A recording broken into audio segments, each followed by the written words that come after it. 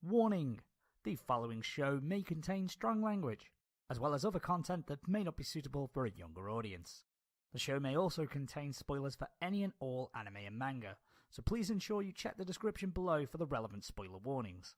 Thanks for watching, Olga.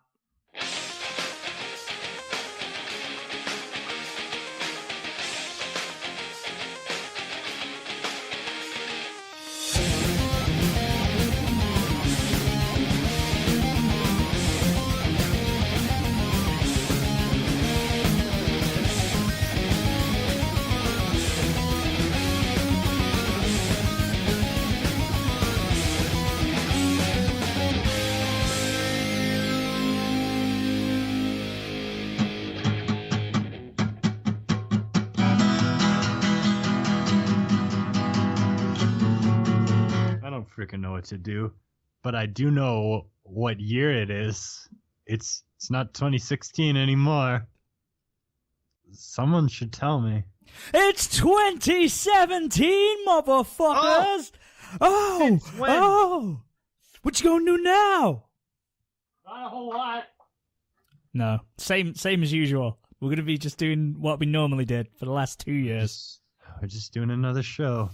Just doing another one. Just keep going. But it's a special one because it is episode 71 at the Manga Raiders Community Happy Hour. My name is Simon, better known as Vacant. There's the musical sensation Manimal over there.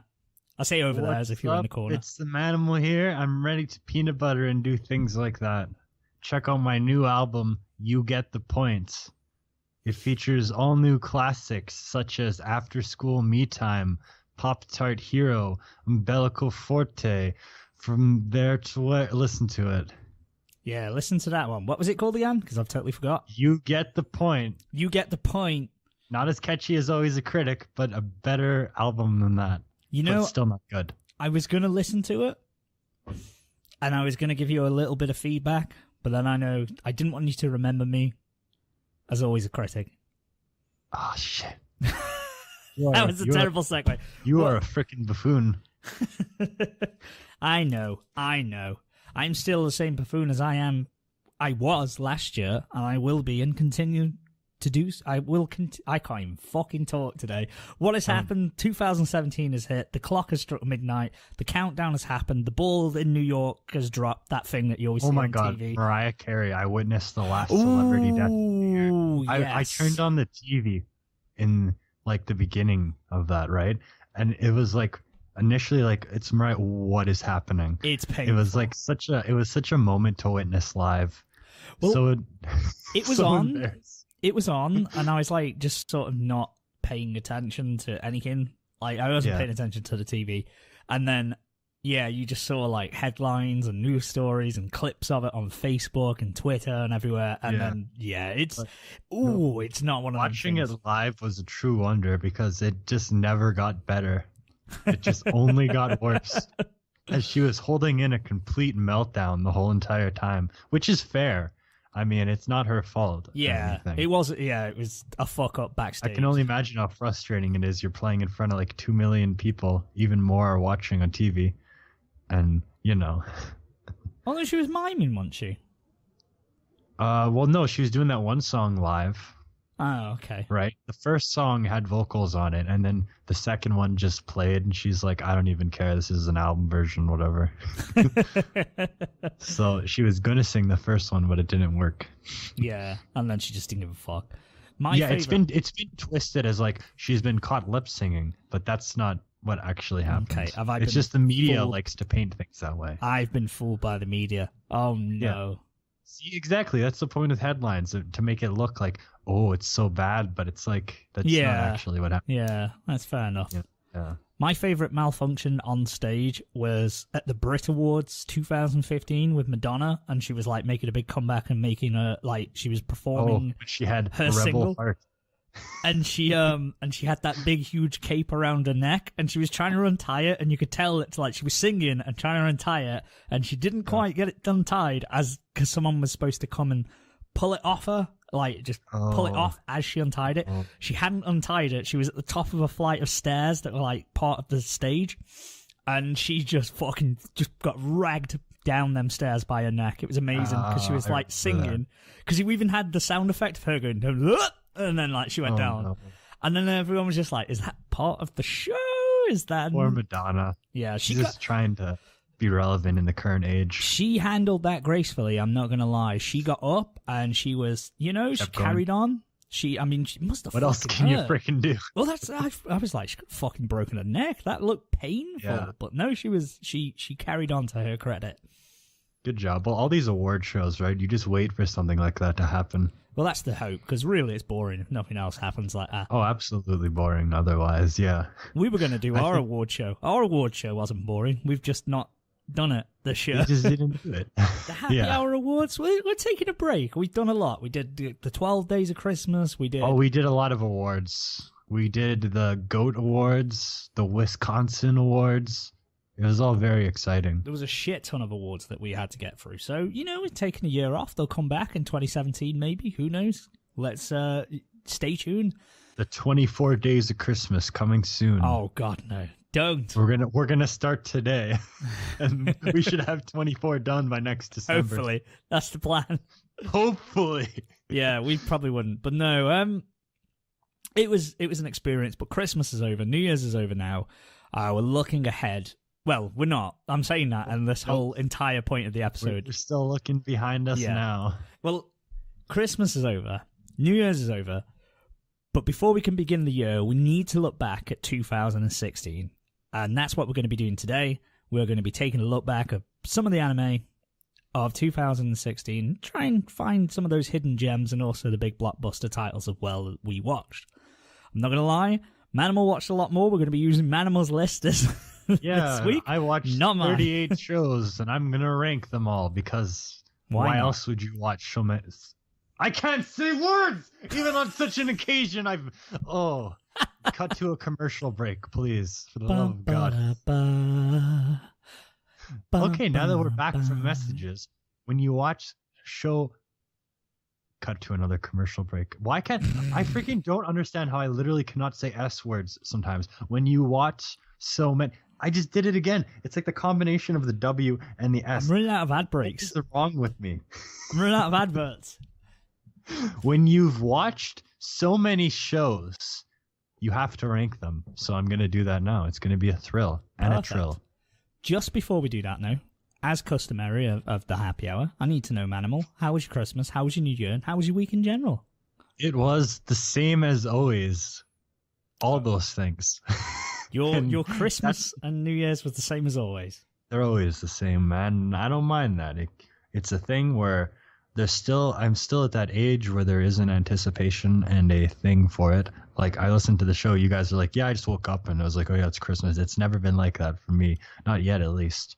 That was the first year, because maybe it happens to some people, but for me, there is always still an anticipation for Christmas. Obviously, there's not the same as you have when you're a child, but there is still the excitement there. And definitely. And because as you get older and you move out and you see your family less and less, that's the big thing that I'm dreading. Not that I see that happening anytime soon, but every year I'm just like, when does it end? Because this was it. We had like 3-4 days in a row where I saw my family, and I was like, holy shit, this doesn't happen. Like, I don't see you more than one, like, in consecutive, like, there. I can't tell now. Cut to commercial break. Oh God, get out of here. And I can't. Normally, there isn't a period of time in the year where I see my family more than on the day. Like, we'll go once in a while, we'll go for a day trip or whatever, but it's not everyone together. So that's something that I look forward to at Christmas. And obviously, your gifts and your food and your drink and your party and all that kind of stuff. But this year just seemed to be really weird, where it just came and it just went. And I think it was partly That's what happens every year. It is, but it's partly just to do with the fact, I think it was mainly I was ill. I left a lot of things to last minute. So I was really run down with that. I was run down at work because we were working a lot of early mornings. So I was getting up at 5 a.m., which... Oh, God.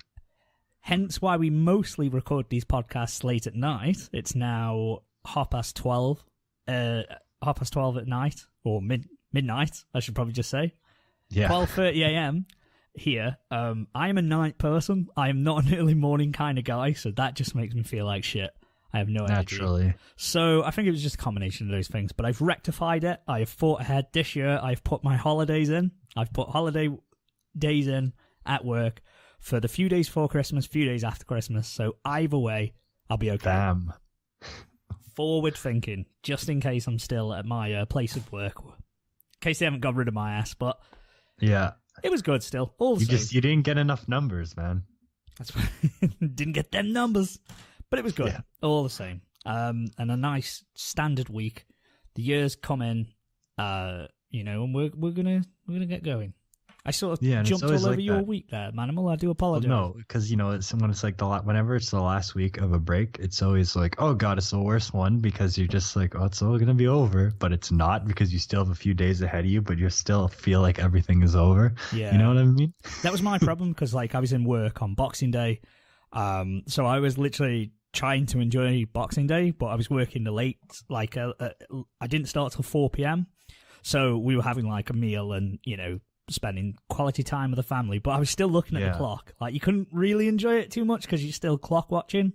Naturally, but Boxing Day was amazing. I recorded 3 songs that day. That just happened. I've been trying to record as many songs as possible so far. I've noticed. I've done 3 this year. You've done 3 this year? That's awesome. You can check them out. They're called Song, Song, and Song. But no, I'm just trying to do everything, jam a bunch of albums. I actually played a game this week. Do you believe it? The new Shantae game, Half Genie Hero, I think it's called. It's a fun platforming game, except for the part where I got stuck on the mermaid boss for over an hour because I'm terrible at games. So I was literally mindlessly going through the same thing over and over and not even caring because I was just listening to some good records. Sonic Youth, Sister, great. Jimi Hendrix, Electric Ladyland. Eric Clapton, Slow Hand, which is mopey and whiny and not that good. And Black Sabbath, Sabotage, great records. And I was just like, I'm just going to listen to these. And, well, they're not all great records. Why did I just say that? I didn't like Slow Hand that much. But you know what I mean? I just got in a zone where I was like, I don't even care that I'm not making progress anymore. It's just, something to occupy fun. your brain. It's a fun game. It requires you to use your mind a little bit. So I'm not going to lie, when you mentioned the game earlier and you just called it Shantae, I didn't think it was a platformer. I thought it was like some kind of dating sim where you were like a sassy black woman. I mean, it could sound like that, but that is not that's not what the game is, but I was slightly confused. I don't know what that says about me, but well, it says whatever you want it to say. But no, it's a fun game. Finally get to use my Wii U for something. Oh, God, that thing. Rest in peace, Wii U. Yeah. Almost. There might be stuff coming. I know in the preview, 2017 preview, there was nothing. I'm actually thinking about it. There was there's the Legend of Zelda game, but I don't even care about that franchise. Yes, there is. So, Legend of Zelda is cool. I got Ocarina of Time for the N64 for Christmas, so I want to go back and play that. This year? Yeah. Have we time traveled? No. I've got my. I'm talking to younger Vacant. Is Alex still around? Is he around at this point? Alex is alive and well, and he's still around. I'm sure he's still alive and well now. But in the era of the end, when did Alex come around? When did he debut in the neighborhood? As young as I could remember. So he was probably working, 92, 93. God. At least. This guy is dedicated. It must make a good living. I didn't know that ice cream vans made a killing, but I guess it's enough to get by. So, freaking Alex! I really hope that we can get him on the show one day. I want to interview him very much. I mean, I'd like to try and make that happen, but it basically amount to me chasing his ice cream van around. Can you be on the podcast? We've talked about you. Say, yo, man, I got a podcast that I need you to get on. I want you to talk to this man. What's his name? Manimal? Okay, I would be creeped out if someone walked up to me in the street and was like, hey, you want to be on my show? We've been talking about you. They'll be like, who are you? I'd be freaked out, and I'd also feel like that person's being an arrogant motherfucker, because I'd be like, I've got a show, right? I talk talk about some manga and anime on the internet. Got a few fans who like to listen each week. You should check us out. I'm just getting all bragged with it and everything. Yeah, but fuck you. Go fuck yourself. Get out of the house. Podtaku for life. Oh, I've just advertised another pod. It's okay because they don't exist anymore. R.I.P. Rest in peace, I guess. Noxcast. Yeah. I love you guys. Love you guys. But you're not around anymore. Yeah. Where's Chaos Pony? You guys stopped doing that. Oh, it's all bad. Never mind. But onto more positive news. We're still around. We're still going strong. Don't know how, but we still are. The schedule, I should point out now as well, the release schedule, now the festive period is over, is going to be back to normal. It is just going to be when every Wednesday, new episode comes out. Apologies that it got fucked, because like I say, I alluded to it a few minutes ago. Illness, work, social situations, the festive period in general, all of it combined and gone the way. So unfortunately, there was a few episodes that were delayed or released later. What you gonna do? Yeah, I hold my hands up. Totally my fault, guys. I'm sorry. 12 Days of Christmas got slightly delayed due to a few things, but it's out and it's there. So it's there. It exists. It's on the internet. We're all good. Slightly after Christmas, but never mind. It's there nonetheless. The calendar was all opened. Next year will be more organised. It's a learning curve. We'll be doing better. And like I say, I've got that time off, so I'll be able to devote a bit more energy to it this year. Oh, that sounds thrilling. It does sound thrilling. So, I was just going to say, do you know what else sounds thrilling? I've got 2 news stories for you. I'm going to just hit them like rapid fire, like before. I wonder what they could be. Okay, dead simple ones. We're just going to say, Fairy Tail, new movie announced. Are you excited? Do you care, Manimal? No, I stopped watching the 2014 series like 20-something episodes in. Again, I do wish that I kept up with it just to see what's happening, but there is a time, when I marathon the show, I liked it a lot because it's great entertainment. Yeah, but I liked it a lot. I still keep up with the manga. When you watch it weekly, it's not the same because the thing that was great about it is it's just real fast paced and fun and everything. But it's hard to watch a show like that every week. It doesn't keep up the momentum or interest, really. Yeah, I agree with you totally that it is better to watch it in blocks than week to week. Because one of the things that I really liked about Fairy Tail is that their story arcs tended to be a lot shorter, more concise than a Bleach or a Naruto or even Dragon Ball Z. Yeah, they tended to be 12 to 20 episodes. The freaking, what's it called? The one where they fight Master Hades. That's one of my favorite anime things really of all cool. time, is that fight. Oh my god. Grimoire Heart? Grimoire Heart. That whole arc, but that fight was just, I don't care. Against Hades, I know it's all like the friendship, blah blah blah stuff, but that was amazing. It didn't know that fight. That one I really liked because there was a logic. Like, it was one of the few fights in Fairy Tail where the power of friendship doesn't come because they're all getting their asses kicked, and then they're all there getting destroyed. Yeah, and then Happy, like, they resolve to stand up and keep fighting, but that doesn't lend them any extra strength. It's Happy and Carla and the other cat. I can't remember what his name is.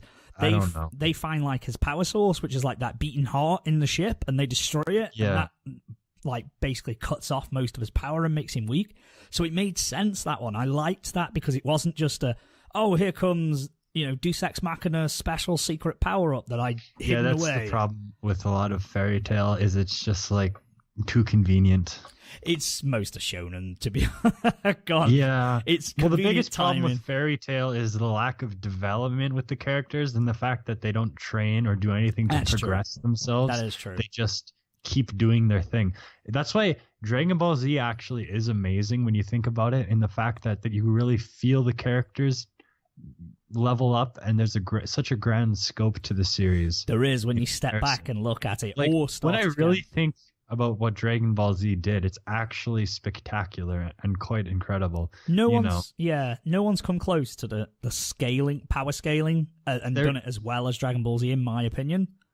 I mean, I know it gets ragged on for the tone, and rightfully so, the pacing, but that's what makes the show. Like, when you marathon it, it's such an experience that is really unmatched by anything. Their power scaling was incredible. It's not like something like Bleach where because you feel and you get a sense for what characters are stronger than others and everything like that. Exactly. It was such so a clear. There's such a tight world in that show. That's something Dragon Ball Z taught me how to scale correctly, at least. Like, I know not everything in it's perfect. There are some that you think, but... Well, again, the whole Boo saga has a lot of... Yeah, I like Boo, but... I like it too, but I'm just saying. I know, it wasn't quite there on, like, Cell and Frieza in terms of the continuity and stuff, yeah. I know what you mean. The freaking Cell saga is actually pretty intense when you really think about everything that happened. That's my favourite one. I prefer the Cell saga to the Frieza one. I didn't originally. I like the Frieza one more, just because the first Super Saiyan transformation is incredible. Yeah, I liked Frieza as a villain, and I liked the build to it. So when I first watched Dragon Ball Z, I thought like Frieza saga was my favourite. But then when I Namek will be destroyed in 2 minutes. 7 episodes later, or like 2 months. Yeah, I was watching that week to week as well. So yeah, no. Not week to week, day to day, because they were just on Toonami. They just like play it every day. That would be bad. I wouldn't like that.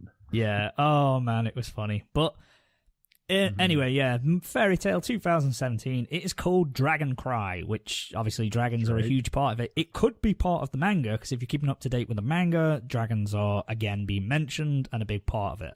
Oh yeah, that's the thing. I kind of forget the fact that their parents are dragons. Parents are dragons. They're all time travelers. The Dragon Slayers from spoilers for Fairy Tail.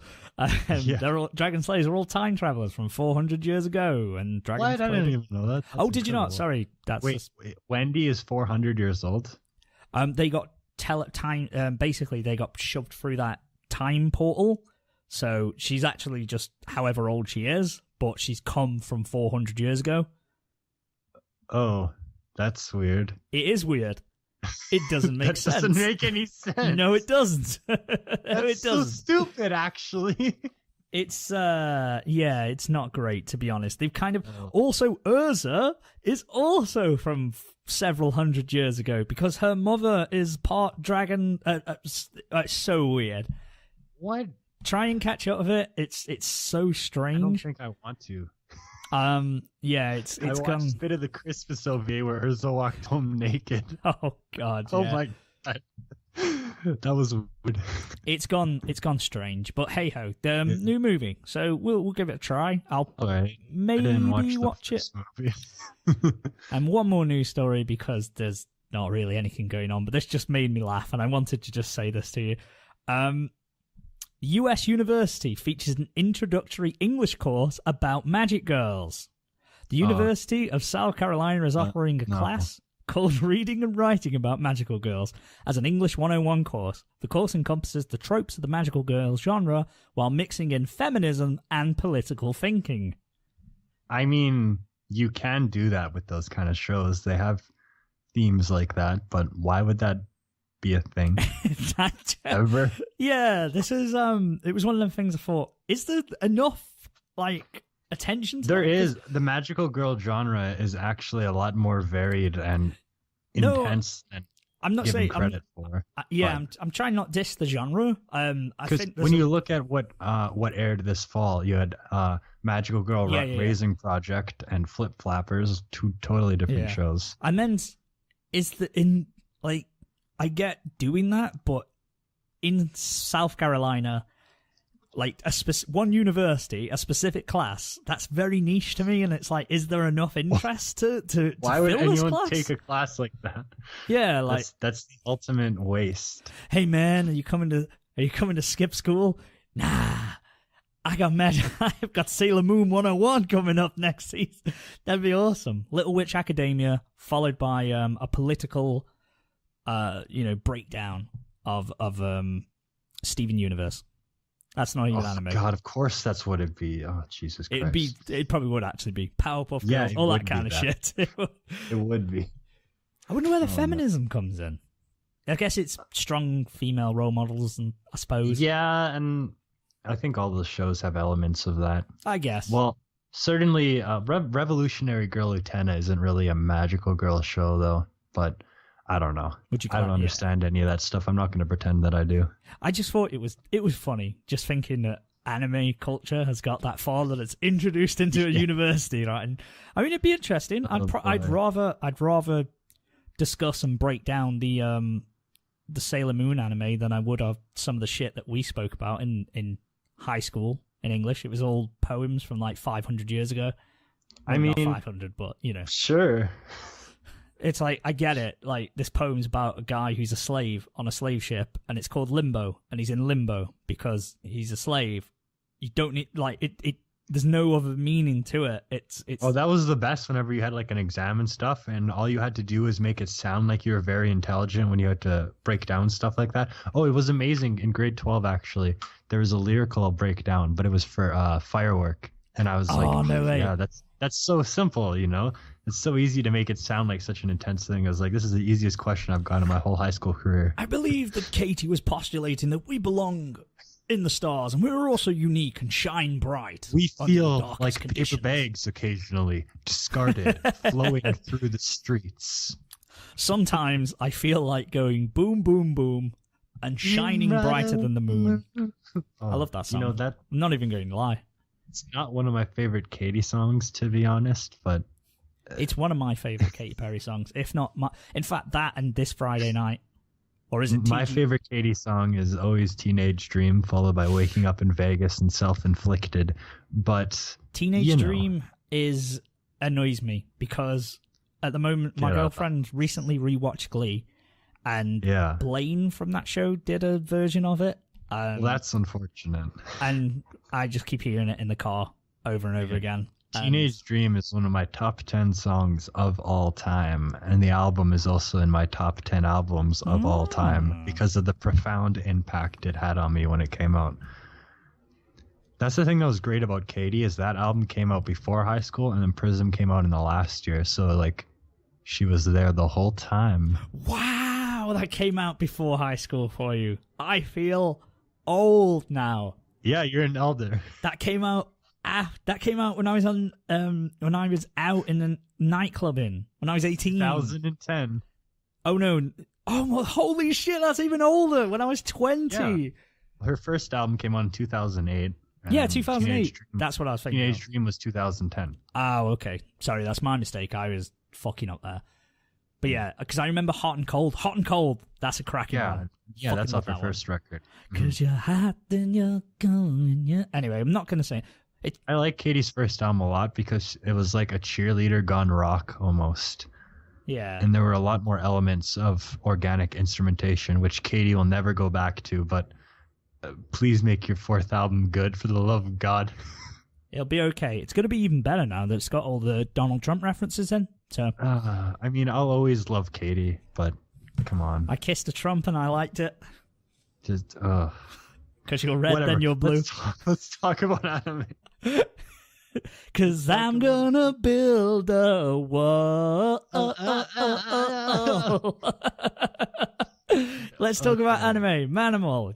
I heard on the grapevine that you watched 38 anime from last year, from the spring, winter. I did. I finished 38 shows.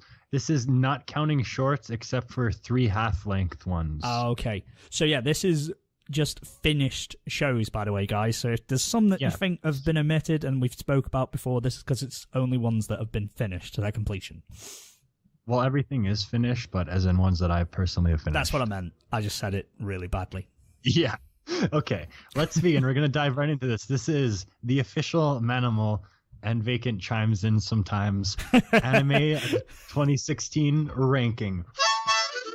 Number 38, this will come as no surprise. It's Big Order, the biggest piece of shit that's been released in recent history.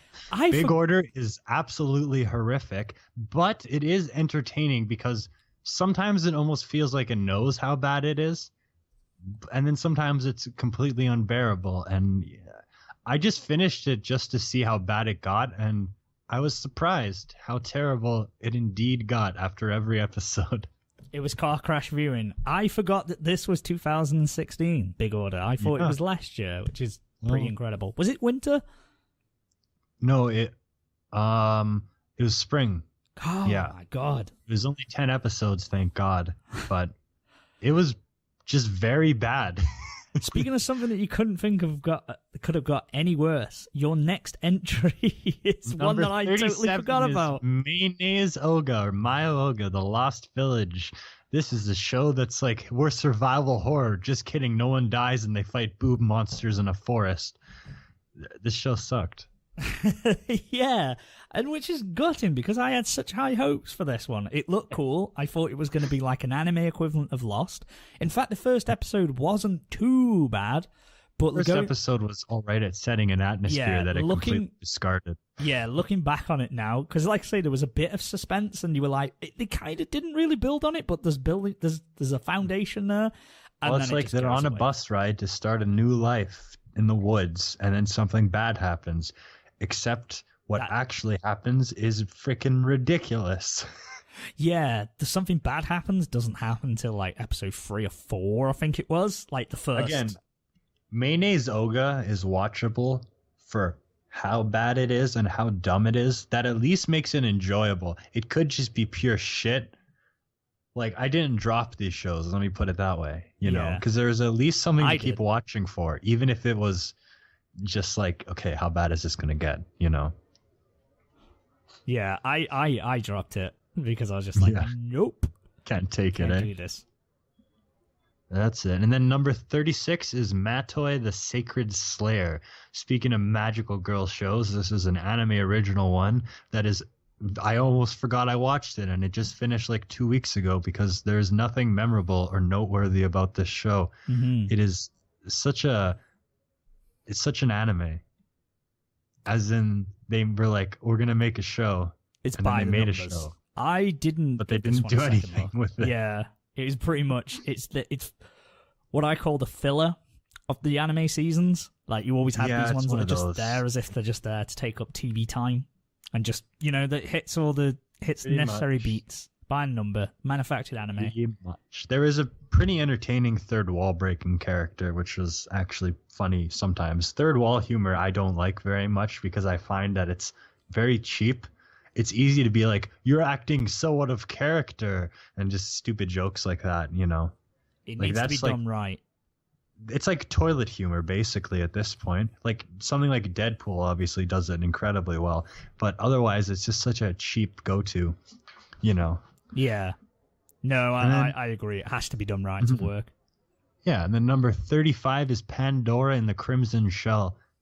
This should have been pretty good, actually. It's by the Ghost in the Shell author and the Excel Saga dude as well. So this should have been like crazy with all the science stuff in it. And it was fun. It had robotic vagina fingering because that is how they power up in this show.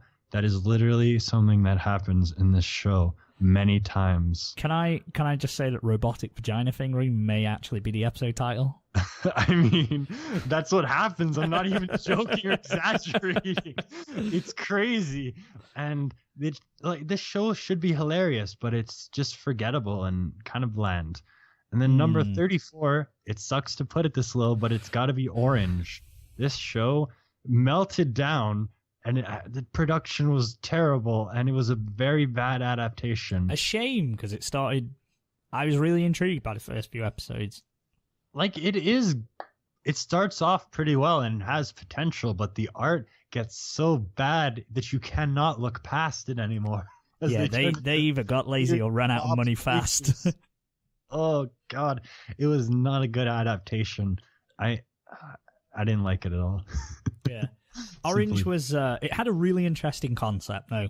For anyone out there who didn't know, it was basically a schoolgirl 10 years in the future, or rather, a schoolgirl who receives a letter or a diary. I can't remember what it was. It was a letter, wasn't it? Just a series of letters. Yeah, a series of letters from someone claiming to be her from 10 years in the future, telling her of all the decisions that she should make in the coming days, because she did things differently and didn't like the way her life turned out.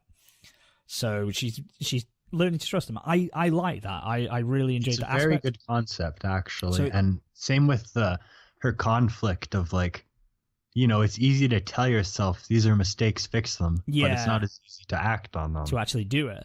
And that was paired nicely with some slice of life, and you had pretty standard kind of characters that were there. You know, you had the mouthy best friend, They're likable the tomboy. characters. But yeah, they were all nice characters that you enjoyed. So I liked that you had a solid slice of life base, and you had the intrigue with the mysterious letters and, you know, the conflict that came from that. Unfortunately, it's not all about the base. It's all about fuck Meghan Trainor. Get out of the house, seriously. 2017. Like, they put artists like that get popular. Meanwhile, Carly Rae Jepsen releases the greatest pop music. I swear to God, literally, Emotion is the greatest pop album. Do you know album. what? Meghan Trainor being pop... It's just one of them things that baffles my brain, because her music's offensive. Like, it's actually offensive. Well, that's why, because there's a kind of value to it that's like, ooh, this is like controversial and stuff like that, but it's just not good. It's offensive, but because it's offensive to all the right people, I guess, like, it offends me, her music does. It's like leafy. I wouldn't go that far, but okay. It's like on YouTube. No, but like that, Dear Future Husband, it's like something about, don't argue with me, you know I'm always right. Right? Yeah. It's basically, that's not a good message. That's not anything you should be saying. Just hold me even when I'm being crazy. Well, no, that's not healthy. Maybe tell you when you're being a crazy bitch. Maybe that might work in your fucking life. Again, why do artists like this get popular when there are so many great people? I don't know. It's like the mystery of YouTube. Like, how the fuck has Leafy got 4.5 million subscribers? Yeah. And he's just like a vile cunt. I don't use that word often, but you know. You just did. Oh no, we're going to appear on a Leafy video now. No, we won't. He won't fucking know who we are. Never know. We'll take you on with our 39 subscribers, motherfucker. And your we'll no lose. chin having ass. No, we don't fucking no. I'll fly over there and fucking slap the shit out of him. Vacant's getting aggressive tonight. I just don't like that dude. I mean, I may have said hate. I don't hate. I try not to hate anyone, but he is a bit of a bully. Hate someone you don't know, but exactly. Well, given the content he puts out, and he appeals to a lot of children. Yeah, I didn't know Hitler, but I quite strongly despise that guy. Okay, you know what I mean. I know what you mean. But his content that he puts out, and you know, in full view of 4.5 million subscribers at least, and anyone else who goes on his videos, and some of it is quite reprehensible and bullying, basically. Yeah, this is a great sidetrack. Anyway, only at number 34. And he looks like Kirito, kind of. Motherfucker. Let's go on to number 33. All right. Number 33 is Girls Beyond the Wasteland. This is another show that was an anime and nothing more. It told it. Actually, I have a lot of odd sentiment for the winter shows. That was a great season. Well, actually, it wasn't so much a great season as a memorable season. Mm-hmm. But this show was just, they make a game. This has been done 1,000 times and everything about it was typical, but it told its story very well and it didn't necessarily do anything wrong, so it wasn't bad. I cannot remember it. A single thing about it. No, nothing. I never even remember the name. Mm-hmm. Number 32 is Scorching Ping Pong Girls. This is Moe Girls. This is high octane ping pong. They are freaking dedicated, serious, and passionate about ping pong in the show. But meanwhile, it's one of the most fluffy things that I've seen all year. I thought the show was pretty entertaining. It didn't have a very good narrative overall, but there were some good character dynamics, and the animation was pretty good. It was just a show to watch more than anything. It's in the top 10 of ping pong themed shows for certain. Yeah, it's a top 10 ping pong show. Next up, 31 is Haru Chika. This show actually presents a lot of good concepts, and it has a rare boy and girl duo that don't have any sexual tension or anything like that. Mm-hmm. That's rare. Like, there's no romantic interest because the dude's gay and they're both interested in the teacher, which is very weird. That was very weird. That's interesting. That's a different. They're in a love triangle over their teacher. So that's the only memorable thing about this show, and the fact that one girl's grandpa's a Vietnam vet. That was something. I did not expect that in a show like that. Fair enough.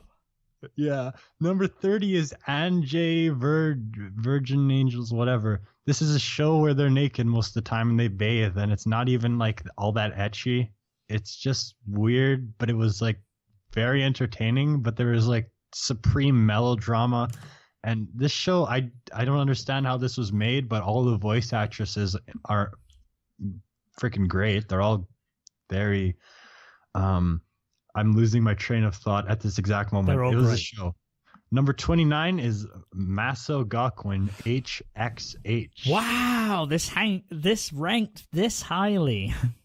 Because it does what it achieves, what it wants to achieve. Kind of what. There are a couple of actually great ecchi moments in this show. And you know, when you watch a show like this, you expect that. But you don't expect terrible plot.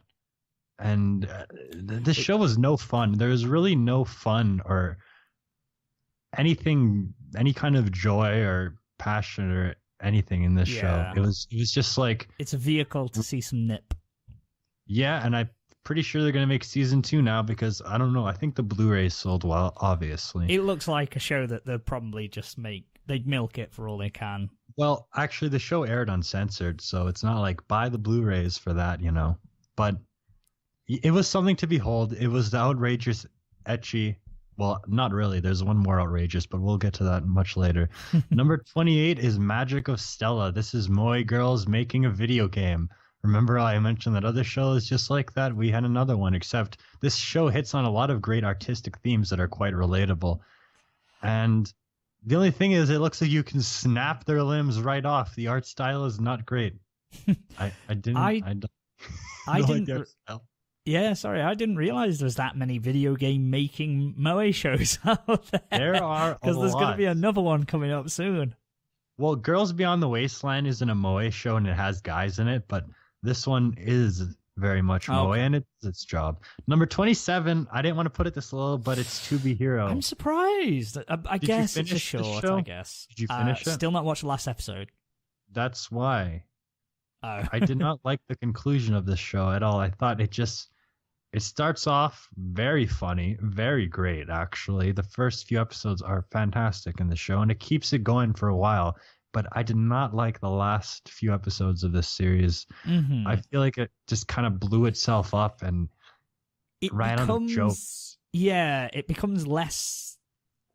It almost becomes a bit more serious, like it's trying to deliver a message really late in the game. And it's I mean, there is at least a message in the show. Like, there is something there, but this is a freaking show where the guy falls in a toilet and Game Mario makes him fat. You don't see like, I haven't watched the last episode, but yeah, in the last couple prior to that, like the penultimate episode, there's less of those kind of that ridiculous wacky humor. That was hilarious when the dad, like, he makes his son into his wife. Yeah, like that was the whole point. It was so over the top and ridiculous and stupid, and that should have just kept up entirely. It doesn't keep it up, so that's why I put it that low. Fair enough. Fair enough. But number 26 is Oshiete Gelko-chan. This is the most real and honest you'll ever hear anime girls talk. Like, they talk about things that you don't want, maybe you do want to know. I don't know what your interests are. They talk about being constipated in like the first or second episode. So I didn't hear the K-On! Girls talk about that one. So they spoke more like humans. Yeah, they spoke like actual humans. This is a short. It's like 7 minutes. The art is great. I really like the style. And it was a fun show to watch. Number 25 is also from winter, and it was a big disappointment. Dagashi Kashi. This could have been a great show. It starts off pretty great. It hits that great countryside, non-Biori kind of tone. But it also runs out of jokes and drags things on for way too long, and it loses steam so dramatically. It could have been better. Number 24 is Phantom World. This is Kyoto Animation's filler project before Hibike 2. There is no reason that the show needed to be made, but it was made. It's pretty much as simple as that. It was dumb, but also I kind of liked it. It was a likable show. It was just enjoyable fluff that looked pretty. Yeah. More than anything. It also had the boob limbo scene, which I'm sure will be remembered for all time. Number 23 is Haven't You Heard? I am Sakamoto. Sakamoto is pretty much the best character of the year, at least tied with Onara Goru. I don't know who's better, but Sakamoto is probably the coolest dude of the whole year. Okay. Also Mega Man too. But the dude's a legend, and just seeing him be badass is great. But the show also tries to be too serious, and I thought that the last few episodes could have used way more humor. I like that it tried to have those themes in it, but the best parts of the show are where Sakamoto does cool things, and that gradually slows down as it goes on. You know? Yeah.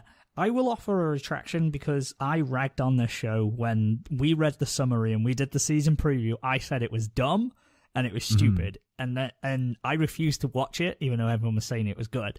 Until I watched it, I didn't realize that's the point. The joke is that he's the best guy ever. Wait, did you actually watch this show? I watched up to episode 6. Okay. Still need to finish it. What do you think overall? When I first read it, it was saying how Sakamoto was so cool. He's like effortlessly cool and he's popular with the women and everything. And it's like, oh, that's just somebody fucking like it. You know, that's a self-insert character. Just going, look how good I am. Oh, some lame-o. But then you find out that Sakamoto is God. Yeah. And you are the people watching him. That's what's great. You don't get in Sakamoto's head. He's just a godly figure and you react with the audience. Well, it played out completely. Yeah, that's the thing. It played out differently to what I thought it was going to be. It wasn't a POV of Sakamoto. And that was the point. The joke was that he was oblivious to it almost, like of being so cool. Like Sakamoto's amazing. It wasn't intentional. I need to go back and finish that. In fact, I might try and they work at it. McDonald's. McDonald's. They work at Mackey's. Yeah. I want a Mackey's. Yeah, Sakamoto is something. Then we have number 22 is Magical Girl Raising Project. This show is very bloody and they die and it's a survival game. It's just pure entertainment more than anything. The ending of the show wasn't exactly satisfying, and it's just dumb, but it's Moe really Hunger fun. Girls. Hunger Girls? It's a really fun show. What? I said it's Moe Hunger Games, but I said Hunger Girls because I'm a retarded. Oh, I mean, I'm sure they're hungry for blood. No offense to anyone who actually is retarded. I didn't mean that. I thought you were going to say no offense to anyone that's hungry, but and also that no too. offense to anyone who's hungry. Yes. Number 21 is Long Riders. The last 2 episodes haven't aired, but delayed again. This is a bad production. How is it ranked this highly? Because it hits the themes that no other show. Well, in episode 7, it has these.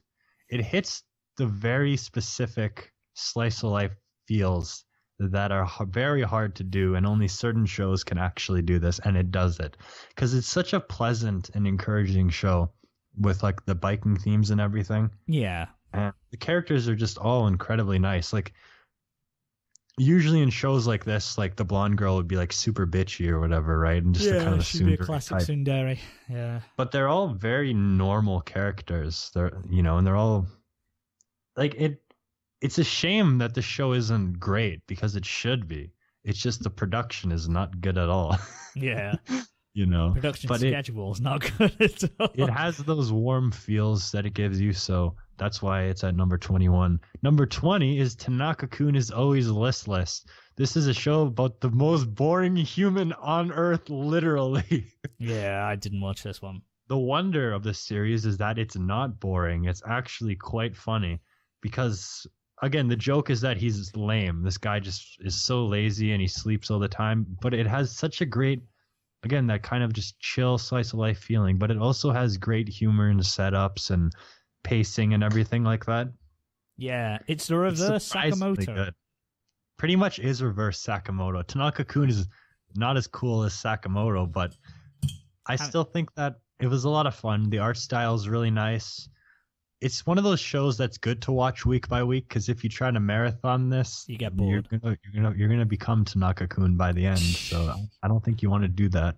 Number 19 is also from spring. This is Kisniver. I think that it's Trigger, so I mean, come on. But I think they had a lot of ambition with this series, but it was a little too dramatic. I mean, the whole point of the thing is that it's literal forced melodrama, and the art's very nice in the show, but It was good. It's art-wise, it's my favorite Trigger show, I believe.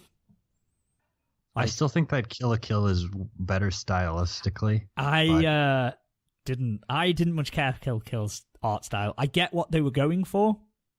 Kill la Kill is actually very amazing when you think of it. Especially, it has very distinct and memorable character designs. Oh, absolutely! Like stylistically, it's immediately recognizable, and I think that helped. But yeah, Kisniver's prettier.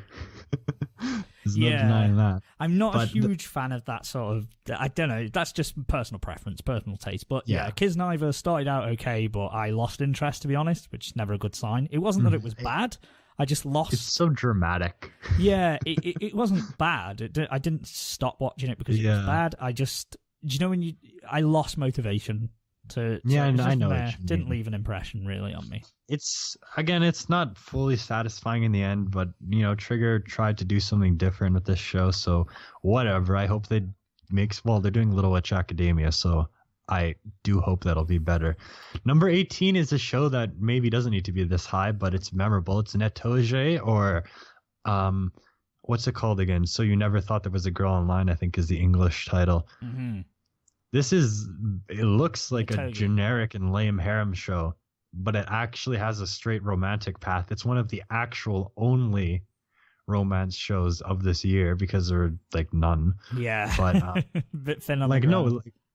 I mean, it's frustrating because it's the kind of show where like they make progress and then they don't, Yeah. But there's no detracting factors in this one, at least like there always are in harem shows.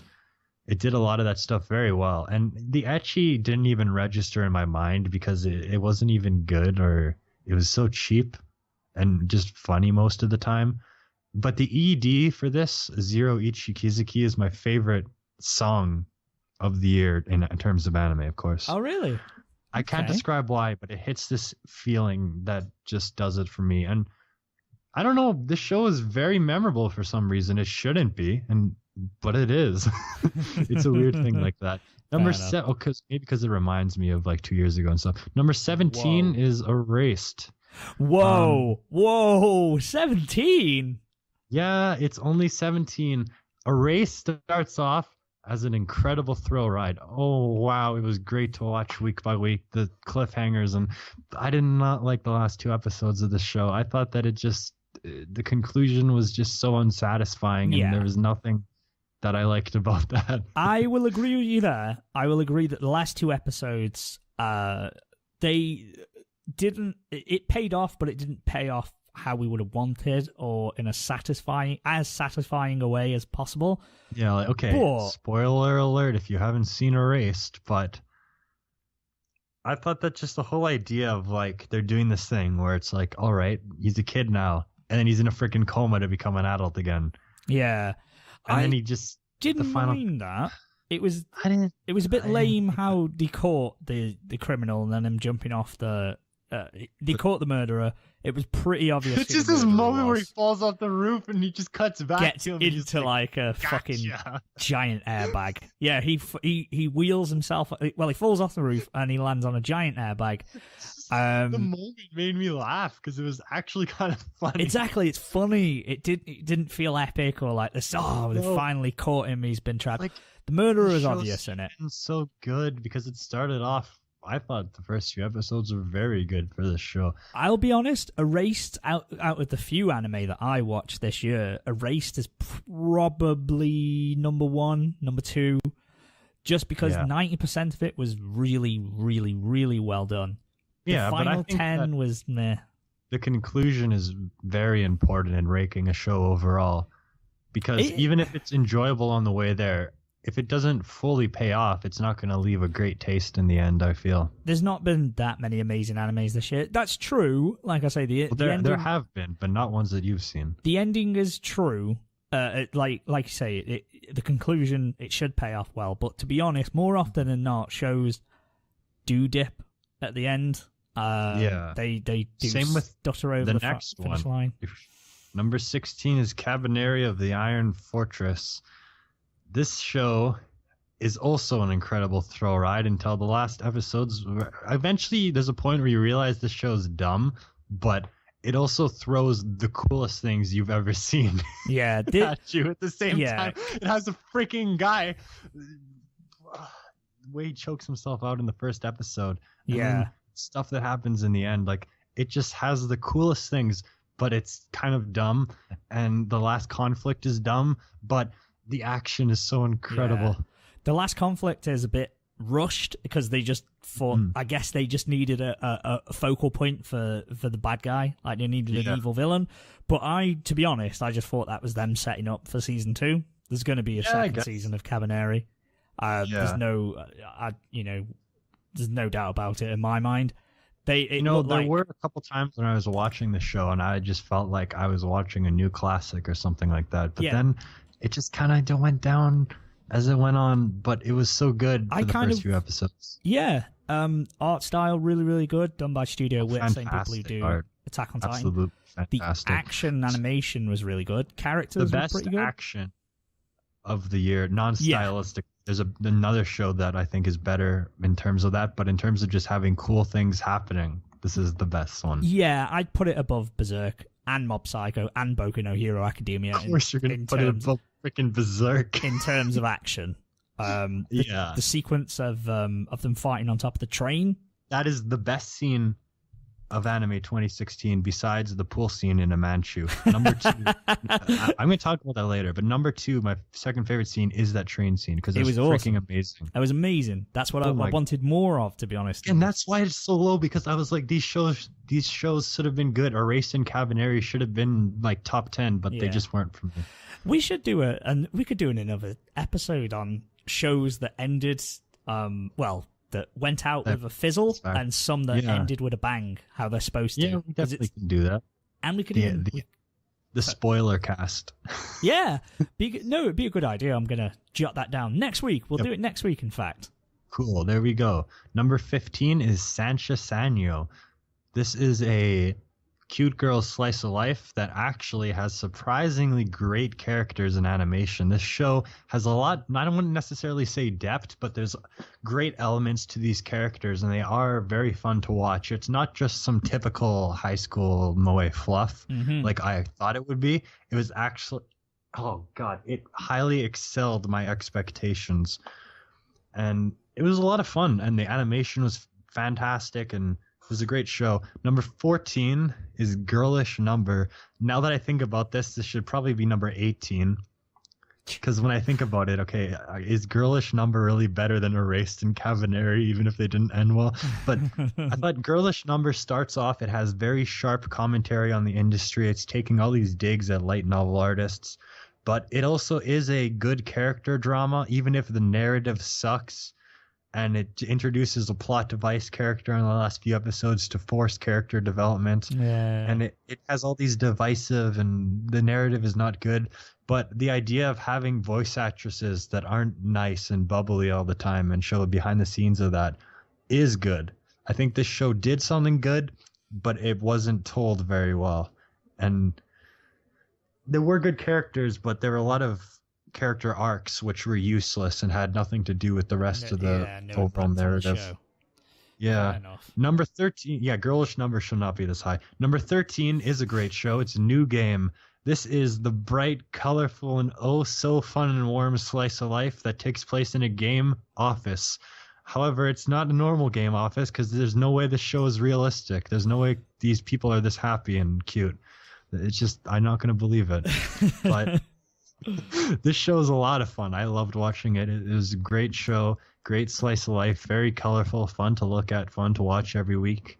I have no bad things to say about it, except for the fact that some of the characters were very annoying, namely Nene. She made me want to rip my ears out. Or was her name Nene or Sakura? I don't remember. She sucked. Number 12 is Bakuan. Freaking Bakuan. Oh, God, I forgot about this one. Bakuan is this...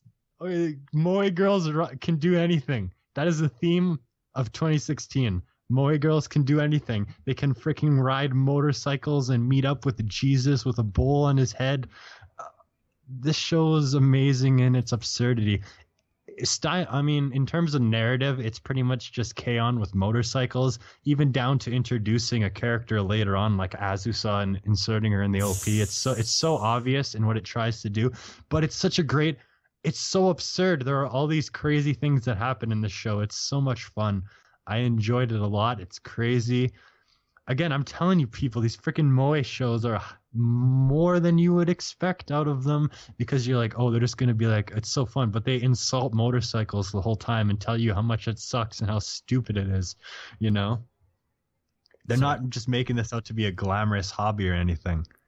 And Bakugan's great. I told you it was going to be great when we did that preview. No one believed me, but... Well, that's your thing, man. The moe girls and slice of life is your wheelhouse, so... Well, I wouldn't... Yeah, sure.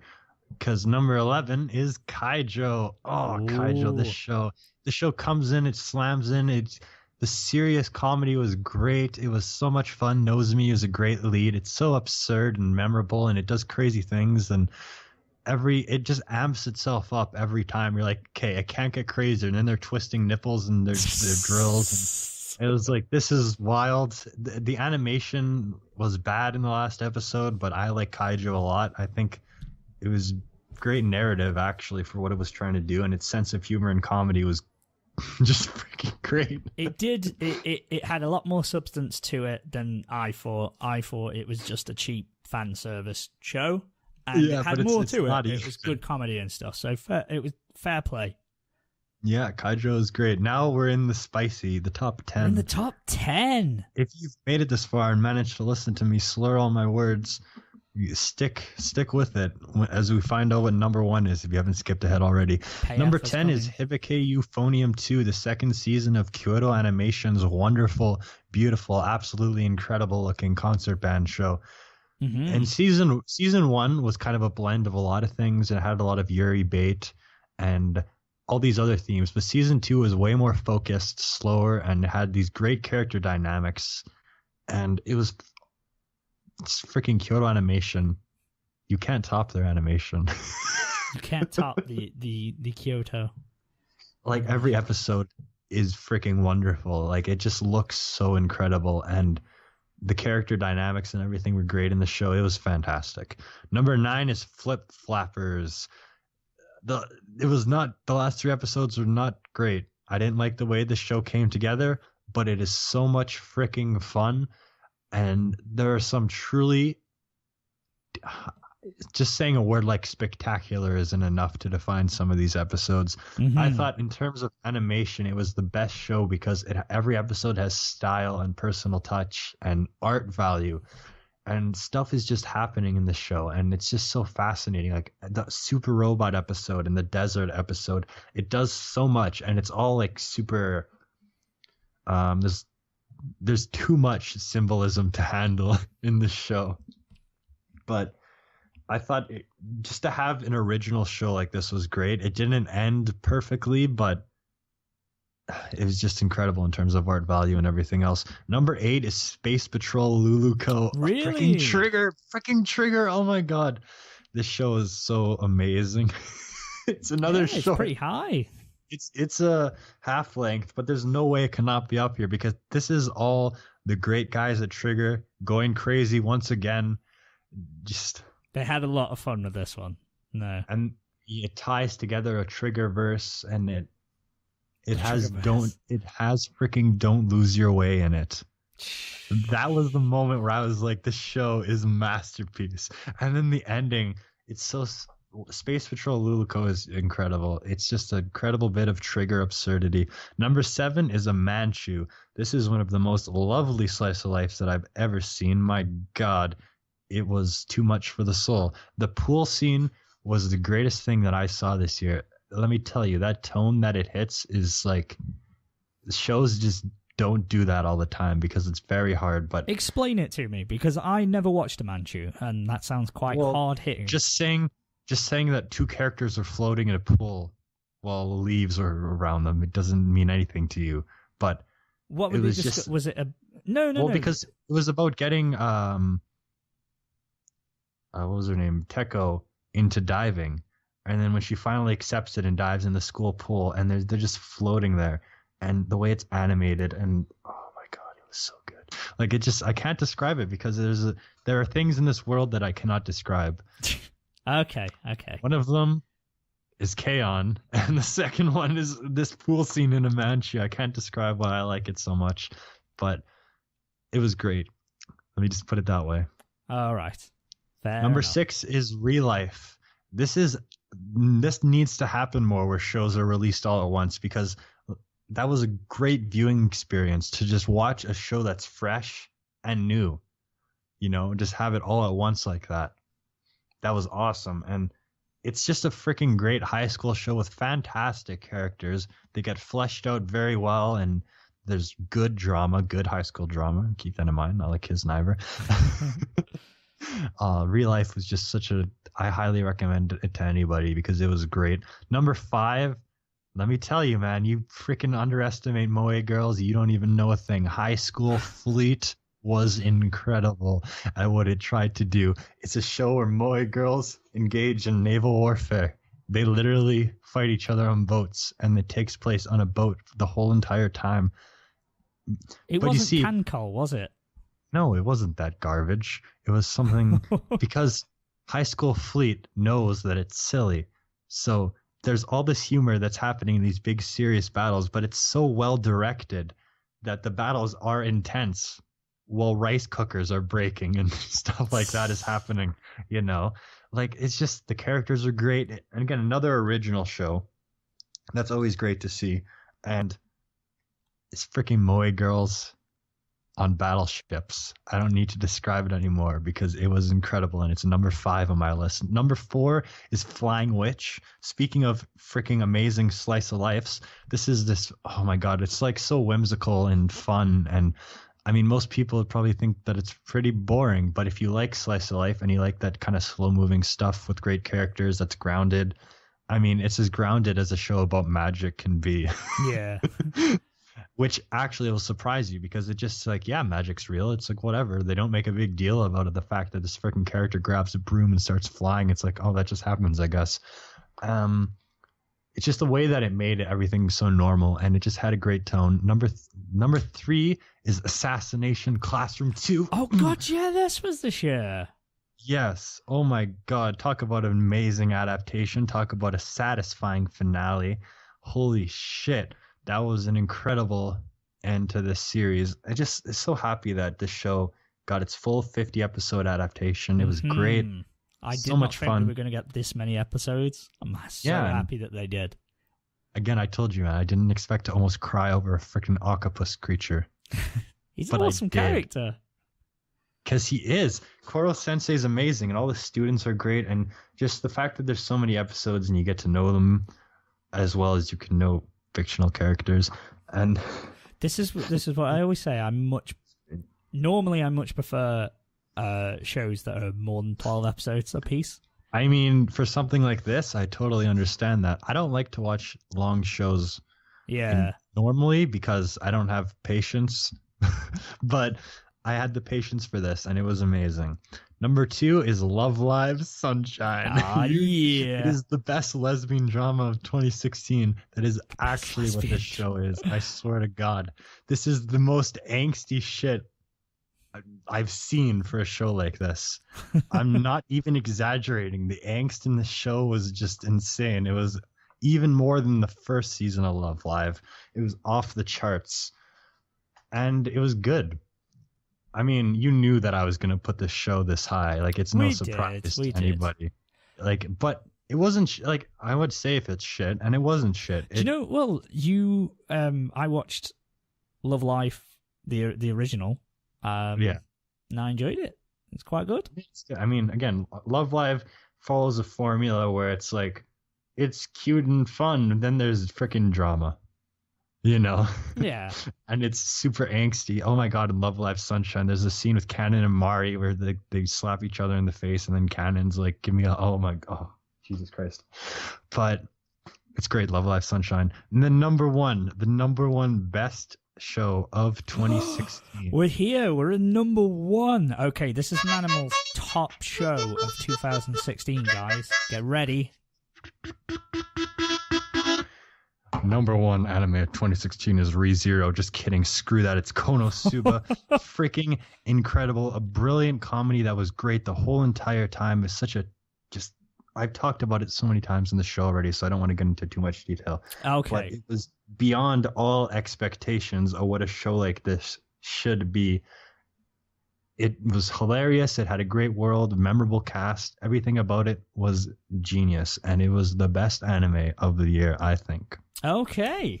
Oh, Jesus, I just did that. Oh, I screwed up so many words, and I don't think that anyone was able to listen to me talk for that long, but if you were, hey, that's incredible. I just did it. And that was good. We got through that quite quick, I suppose, because there's not much to say about all of them. No, but again, I thought this year there were a lot of great shows. The spring season had a lot of great stuff. Everything that's in my top 13, I think, is really great and worth watching. Yeah. So that's from New Game to Konosuba. Those are all great shows. Konosuba 2, first episode dropping in a couple of days as well. Yeah, that's coming. Akiba's Trip is going to be first. Check out my first impressions thread where you can see my amazing reviews. That they're not amazing, but check it out anyways. Vacant should join me, but he's not going I am to. going to. I am. Are you really? That's what you said this summer, but you didn't do it. I'm okay. Well, Akiba's Trip comes out on the 4th, same day as this. It comes out today. Yeah, it comes out today. I'm going to write a review for it. Well, I hope that you do. I would like to see something happen besides my Tamako picture appearing every time I scroll down a page. But regardless. Okay. But yeah, Konosuba 2. It was a great year for shows. It was a lot of fun to keep up with all this stuff. Winter season was very memorable. Spring was amazing. Summer was a little bit iffy, and fall passed way too quickly to even remember anything. But I had a lot of fun keeping up with this stuff. It was great in the end. Summer Lots was of good normally Moe the big stuff. one for me, but yeah, I guess that's what it was. For me, this was a very forgettable year. Well, yeah, in for anime. someone with tastes like you, this year didn't have enough variety. And I recognize that. Yeah. For me, it's amazing because I like shows like this more than anything. That's why, I knew Mob Psycho was great, but I'm not into shows like that anymore. Yeah, I find I just can't get in the mood for stuff like that these days, Yeah. It's not what I want to watch. Yeah. I was just going to say, we should probably say some of the honorable mentions or omissions that people will be saying, what the fuck, why aren't those there? If it's Mob Psycho 100, obviously this is Manimal's list. We've just said Mob Psycho 100. I really enjoyed it. One of the best episode animes. I mean, I watched half of it, and for what it was trying to do, it was pretty good. But again, I'm not personally into shows like that anymore. It was so a lot better. I wasn't going to force myself to finish it like One Punch Man and then just be like, it was whatever, Yeah, it was a lot better than when I could binge it and I could just get it done rather than week to week. I preferred watching it all in one, because I was watching it week for week, then I fell off it, and then I went back and just binged the last. I'll always have a great memory of the time I got pizza and watched a few episodes. Boku no Hero Academia, it was good. Get out of here. Wasn't great. It was just. I watched that show. Yeah, it was okay. I'm not into stuff like that so much. So. It's a mainstream mass appeal shonen show, basically. Yeah, and I'm sure it's great at what it's trying to do, but it was okay. It's not for me. It's not for me, so I dropped it. Wasn't the best shonen. Wasn't anything fantastic. But yeah, it was okay. Like I said, it's just all I could really say about it. ReZero is one that I have not seen. Yeah, I don't care. I'm not gonna watch that show. I know that it's supposed to be like, it starts off like what you'd expect, but then it becomes this deep psychological trip. But I cannot finish the first episode. I didn't like it. I don't want to watch it. The reason I've not watched ReZero is purely because I think it's the Attack on Titan effect that I had and the Death Note effect, is when something becomes super popular and people are just going, it's amazing, it's amazing, it's amazing. You get hipster. I don't watch it. Yeah, I'm just like, well, no, fuck that. And that is what happened with Konosuba. I was like, I'm not watching that garbage, and then I watched it, and I was like, that's amazing. Because there was a smaller anime con this winter, and they were talking about shows. One guy's like, "Oh, Konosuba is going to be like maybe the best show of the year," and I was just like, "Freaking no, it's not. Dagashi Kashi's the best show of the season." How wrong was I? Well, there you go. It's always good to hear others' opinions on it. So because you never know. But you never know. I will probably go back to ReZero. It's one of them things I'll go back to after, like, in maybe next year or something. You know, Go, I don't was want good." to sound so stubborn, but I don't want to watch it. You don't It's have to awesome. watch it, man. That's okay, because I'm going to know. be better this year, because I will say this is the worst year I've ever had for keeping up with shows. Both anime, well, movie shows, like anime, Everything. TV series, just fucking everything. I've been so bad at this year, last year. I think I only watched 2 movies in 2016. I watched Deadpool like in the summer. Oh, Deadpool. So 3 movies. Yeah. I was so shit at watching anything. Basically, I was Yeah. just terrible. But good news is, I'm promising to be better. I'm going to keep more on top of things. It's going to be good. So I'm going to keep up more anime. We're going to do more first impressions. Please do. And then, it's going to help. So we'll be good. Yeah. We'll be good. And then I've just noticed as well. Oh, Sweetness and Lightning was another one that I enjoyed. Yeah. It didn't make your list. It was good at what it was trying to do, but I was like, I don't feel like watching this. Yeah, 91 Days as well. That was good. I'm trying to think. I should have made my own list. Why did I not make a list? Crunchyroll has their Annie Awards, and I didn't think it was a good list. It was very biased, and it was a lot of the same shows over and over again. It will be. And there were a lot of omissions that they should have put in. Like, again, I'd say the best opening song is Maya Sakamoto, Million Clouds from a Manchu. It's freaking amazing. Yeah. I think, it's like Crunchyroll put out the list of most popular anime by country, and 60% of it was all just ReZero. I mean, I think that they put shows that they don't have available, so it wasn't totally biased, but I thought it was a pretty lame list. Yeah. Speaking regardless. of their Annie Awards, I mean, I don't think there's a lot. So I'll run through my picks really quick. Okay, you do that, yeah. Okay, obviously, Show of the Year is Konosuba. Hero of the Year, Onara Goru.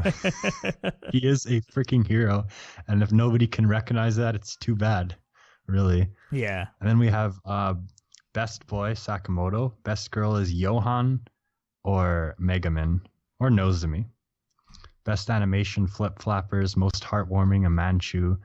The Drama of the Year, there wasn't exactly a great one, but I put Kisniver anyways. And again, there's Best Couple, but what couple? What romance show? Yeah, it wasn't really any So again, this year. Yuri Goggles On, Teko and Pikari, Ken and Mari, Yagami and Rin. Bam. Again, some of those are pretty legitimate. Yagami and Rin, there's no implying there. They're full on. Like there's no way. That's a new game, by the way. Yeah. And again, Canon and Mari, there's one scene. Things happen. Let me tell you. There's one scene. I'm not even going to tell you. Best comedy is Konosuba. Best opening, I said Maya Sakamoto, Million Clouds. Best ending, Yoshino Nanjo, Zero Ichi Kizuki. So there we have it. Okay. I mean, I don't even think I could name like a best boy, best girl, and all that. So I guess Hero of the Year for me. You know that Best Boy is Sakamoto or Naragoro, though. I guess. Mob for Hero of the Year, because I like him. Best animation, probably give it to Cabineri of the Iron Fortress. Mm-hmm. Really enjoyed that. Drama of the Year, I guess Erased. It had some pretty good drama and thriller elements to it. Yeah, it did I its don't job really for know that. these ones. This year, I wouldn't be best comedy. Yeah, I didn't like Best Naruto. Battle. Best Battle is the train top scene in Cabineri, and Best Direction is Flip Flappers. Yeah. I would say. Best fight scene, best animation, most heartwarming. Again, I thought Manchu because the pool scene. I can't. Even if you watch the pool scene, you wouldn't understand the way that it makes me feel because there's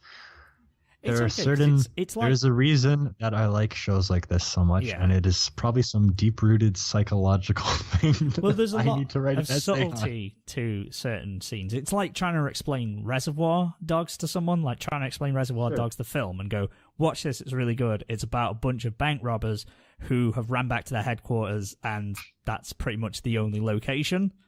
Yeah. And it doesn't sound good, but it's so amazing. No. There's so many subtleties and everything to it.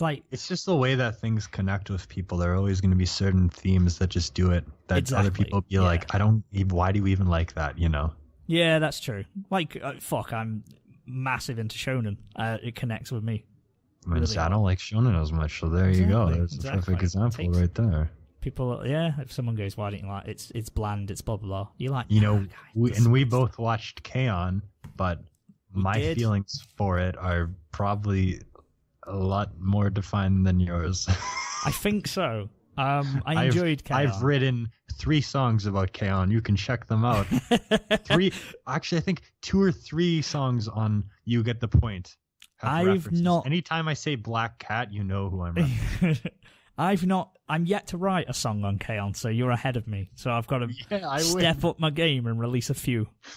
Yeah. But I don't know, it's hard to describe. But I get what you mean. Again, shows this year. It was a year for shows. I like it more than last year. Last year had like Shimanen and Prison School that were very great, and Snafu 2 and Bikini Warriors, which I did enjoy. But there's just more of this year that I liked, I think. Yeah, not too many that kept in closing, I guess. Yeah, so 2016, really good year for moe shows, slice of life. Wasn't a bit light on the drama and romance. Flying Witch and a Manchu, so good. Yeah. For me, it was okay. There were some gems there. So a lot more shows disappointed me than that I had high hopes for. But we'll look ahead to 2017. Tell you one show that isn't going to disappoint: Handshakers. Handshakers. We're talking about it again. We're predicting a masterpiece. We're looking ahead to our next year list. We see in the future. Even I am going to put it above freaking the show directed by the man behind White Album 2. That's another one that I could write I pretty much did write a whole essay on White Album 2. But anyways. It's good. But yeah, next week we'll be discussing, obviously, some first impressions on the winter season. I'm so excited for some of these shows. Again, Akiba's Trip and Scum's Wish, Siren. I'm really looking forward to this stuff. I cannot wait to get stuck in to some of the shows of this season. I'm feeling more motivated than ever to watch me some anime. Please watch the Chucky show. I am going to, and let you know all about it. I need a Vacant review on the Chucky show. We'll get a Vacant vents on that. You can steal my format if you want. I probably will, because that's what I do. I typed one format and I just copy paste the rest of it. Well, my format used to be it used to take me ages because I'd go through a bit more, but how I laid it out just wasn't helpful for me in terms of speed writing up first impressions. So hopefully we'll be better. I'll nick your format, and it keeps it more streamlined as well. So they all look the same. You don't want to make the spoiler tag. I'm very specific about my sizes. If you've ever noticed, wow. Yeah. I always resize your GIFs if you can. That's what I want to say to people. Keep them at 150, 250. Resize your GIFs, guys. Don't make it a huge thing that explodes in your face. You can put height equals something. It makes it look so much better. Don't put a GIF that's going to be too big for the page, and then it's sort of chopped off, so you have to scroll across. Do you remember when it was a GIF war in banners and everyone had GIFs, and Vio would come in and he'd have that one girl who's swimming in a pool. GIF War of 2015. That was the day. Or 2016. 2014. It was 2014. Good God. Yeah, and then I had that one girl from Makima no Riddle who had the scissors, and it was something all right. That was a battle that happened, and you were obviously the victor, because where's Vio? We've not seen him since. Yeah, Vio, come on, where are you? You're gonna come on the show, man. We'll do whatever. Number 2. We're gonna talk about roaches. We're gonna talk about, I don't know. We need another Pipers, Vio, and Manimal episode. 1 year later, because it's coming up to the year. Hey, guys, if you're listening to this, you come to me and you're like, we're gonna do a show, and I'm gonna be like, yes, and then we'll do it. Sounds good to me.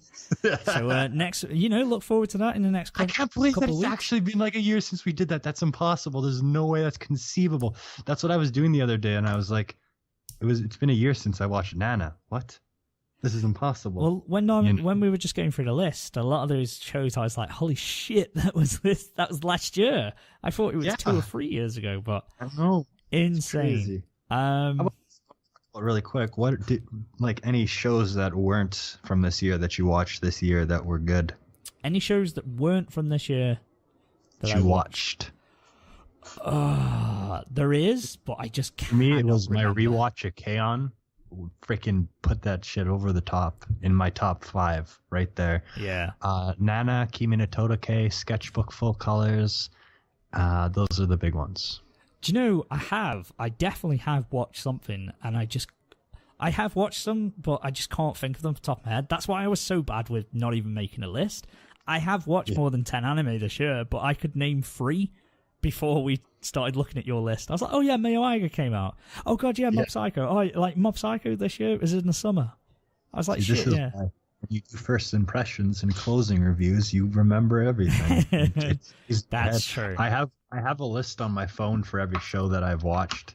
So it's even more handy than anime list actually, because I can see the order that I watched everything in. I'm gonna try that. That's a good idea. It's a fun thing to do, and I put down like the dates and everything next to it. So I have like December 2016, and then the list of all the shows that I watched. It's handy. It's pointless and stupid, but handy. I did watch Love Live, the original Love Live, whenever that came out, because that definitely didn't come out this year. That was 2013. The first one came out. I watched that. Yeah. And I was caught up to Attack on Titan. Manga wise, I was reading. Began reading Berserk. I did read an incredible manga this year, but we're not going to talk about that on this episode. Began reading Seraph of the End, or is it Seraph of the World? Seraph no Awari, whatever it's called. I don't know. It's okay. I haven't said anything about it yet, but we'll see, because I'm only up to volume 4 on it, so pretty early into it. Oh yeah, Citrus. That was great. That was a great manga I read this year. Yeah. But I think that just about does us, because enough of this year, because it's actually last year. Get out of the house. Get out, 2016. Get out of my face. Fuck out. Take all your crazy shit. I think I watched Chemical Love Story this year. That was amazing. But anyways, yes. That's good. But like I say, next week we'll be doing some first impressions, and we'll also be doing the shows that ended poorly and shows that ended really well. We'll just be discussing ones that we thought really hit hard, and also maybe, if we can be asked, we might even do some tips on how to end a show correctly, or how to end a manga or a story. We're so advanced that we just know things like that because we have so many great series behind our belts. It'll be fun to discuss. Behind our belts? Behind our belts. Mine's carefully placed behind my belt. That's what I do every day. I freaking typo Mango PI and freaking fold it, put it behind my belt. I don't even wear belts. But, you gotta wear belts, man. I do, otherwise my jeans are gonna come down. I think you need to do it every time you freaking piss and whatever. Why would you undo your belt when you piss? How would you? It's got zip or buttons, and you like just unbutton or unzip your jeans. Are you serious? Yeah, and then like snake your penis out of the boxers. Do you actually do that? And then you can just hold it there. Yeah. Do people do that? What's your solution? Just pull down your fucking trousers and go like you're in primary school. Strategically. What? You just pull them down. You either just pull them down or... Is that why boxers have the hole in them? Well, yeah. That's kind of what it's there for. Oh, are you serious? Is that actually why? Are you being serious? You didn't... I am not joking. You didn't at once think why they have a hole in the boxes, why there's a front compartment. I guess that's the thing. I never considered why. You just unbutton it and then you just, What? Go to town. Yeah. Are you... People do that? I'm sure. Well, yeah, that's what it's intended for. I mean, there's no right way to do it. I strategically just do it like I don't freaking bare buttocks flying. That's the weirdest shit, isn't it? When you go to a urinal and there's just someone with their ass out. It's like, come on. I'm very strategic about it, but I am genuinely amazed. I didn't know that people do that. Yeah. Well, on that bombshell. Aren't I a freaking barbarian? Jesus. On that bombshell, guys, if you want to weigh in on this discussion, do you use the flap of your boxers?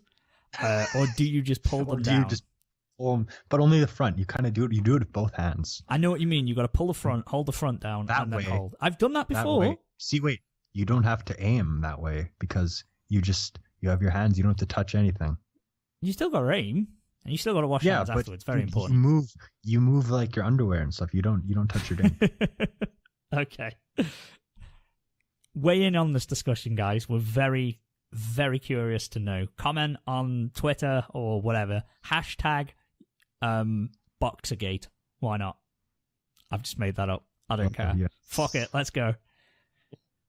So, first show of the year in the books. Thanks for listening, guys. Unless you've got anything else to say, Manimal, shall we get the fuck out of here? I have nothing to say except for listen to You Get the Point. You Get the Point.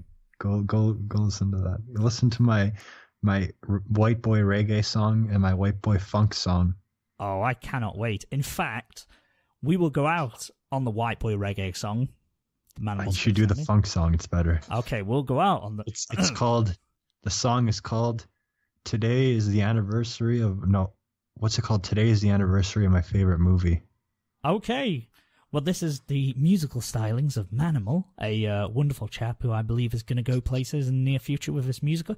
And this is... yeah, obviously. Duh. Whatever he just called it. Bye, guys. Bye.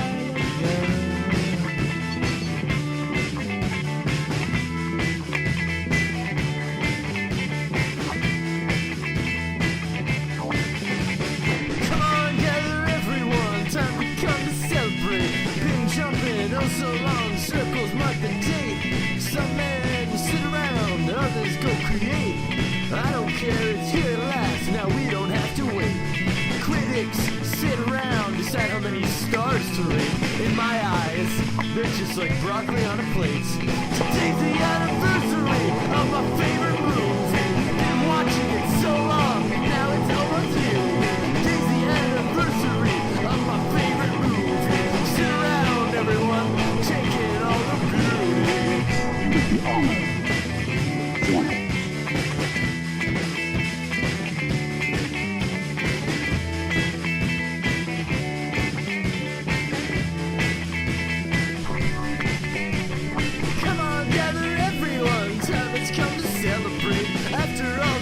It's like what's old again is great. Seen it 100 times, every frame collates. Now we go 101. Come on, everyone, don't be late. Critics sit, judge, decide how many stars to rate. In my eyes, they're just like Brussels sprouts on a plate. Today's the anniversary of my favorite movie. Been watching it so long, now it's almost new. Here's the anniversary of my favorite movie. Sit around, everyone. Taking all the beauty.